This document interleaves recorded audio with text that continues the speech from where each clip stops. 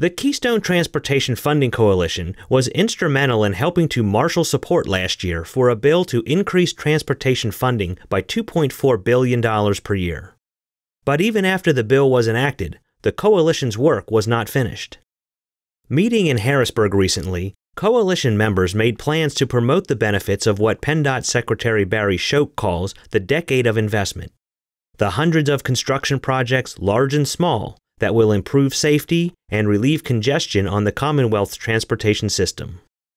Coalition members are quick to identify the benefits that increased funding will bring to the constituencies they represent. Just about everything in this legislation is benefiting seniors. No doubt about it that safe roads, safe bridges are very important. We certainly don't want anybody driving across the bridge and have it collapse. But in addition to that, mass transit for seniors is extremely important. More access to bus transportation, train transportation, just lots of ways for senior folks who may not be able to drive anymore. There are a lot of seniors that do biking. Well, this means that for the first time, the state of Pennsylvania is recognizing that biking and walking are a mode of transportation. It includes bicycling and walking in the definition of transportation. It created a dedicated fund for biking and walking in the multimodal fund. And it is a precedent-setting legislation for the Commonwealth. We have an orchard in York, and we also grow a lot of grain crops, corn, soybeans, and wheat. And those products are all perishable. They're harvested in a short time window, as well as all the farmers in the state. And those products, as they're harvested, they need to get moved to market as fast as they can, allowing us more time in the field to take care of bringing those crops in and doing the things that are really important to our operation. Certainly our aging infrastructure has been a huge issue for public transportation over the course of many years. So we're hopeful that this funding will help us to replace a lot of that aging infrastructure, not just in the big cities, but also in the smaller towns across the state of Pennsylvania as well. The communities will certainly be able to benefit, obviously, from having reliable buses to pick them up, trains in the case of the SEPTA area, but also from the standpoint of the services that we have to offer, particularly the senior shared ride service, also for persons with disabilities that will now have access to better service out there. Mission readiness, the objective is really based on a DoD report that said 75% of American youth are no longer eligible to join the military for various and sundry reasons. One of those reasons is obesity.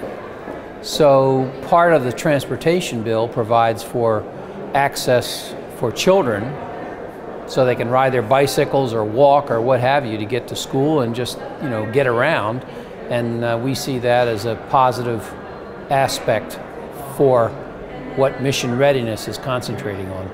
And then on the infrastructure side as well, it means a couple things. We're going to get additional funding to do our bridges, but more importantly, even with the additional funding, the new law has ways that we're going to save by increased efficiencies. There's a bridge bundling program that's going to help us deliver fixed and replaced bridges for as much as 30% lower cost. And so it's not just money, but it's also better ways to do things. It's going to help us reduce our property tax load and shift our local tax base to fund other services that counties provide, human services, and all across the spectrum. It's going to be a godsend for these communities having the ability to pay for the salt and repair the potholes that are going to be caused by the winter storms. We'll be able to do more bridges, more miles of road, and more repairs sooner. So from a public safety standpoint, I think it's good news for the motoring public, and it'll mean safe and smooth rides. From the American Heart Association's perspective, obesity has reached epidemic statistics here in Pennsylvania, and all the wonderful programs such as Safe Routes to School, making sure children can walk safely to school, making sure our roads are safer for families and children to be more active in our communities, bike lanes that are going to be installed on our roadways. All of these things will get our community communities more active and vibrant, and just a better, healthier place to live in Pennsylvania. What we anticipate seeing in Lycoming County is reinvestment into a number of the highway projects that have been languishing for a while now. Being able to see bridges that are going to need to be reconstructed are now going to be able to be done. Other road projects we're going to be able to anticipate being constructed. All the things that have been sitting there on the shelf are now going to be worked on. And the exciting thing is, when they bring on those the work, that means more jobs coming into the community, and being able to see the investment that way, being able to see people getting back to work is going to be exciting. Coalition members say it's well worth the time and effort to remind their fellow Pennsylvanians what they're getting for their relatively modest investment, about $2.50 per week after 5 years. Safer roads, less congestion, and a sound transportation system add up to prosperity and a better quality of life across the Commonwealth.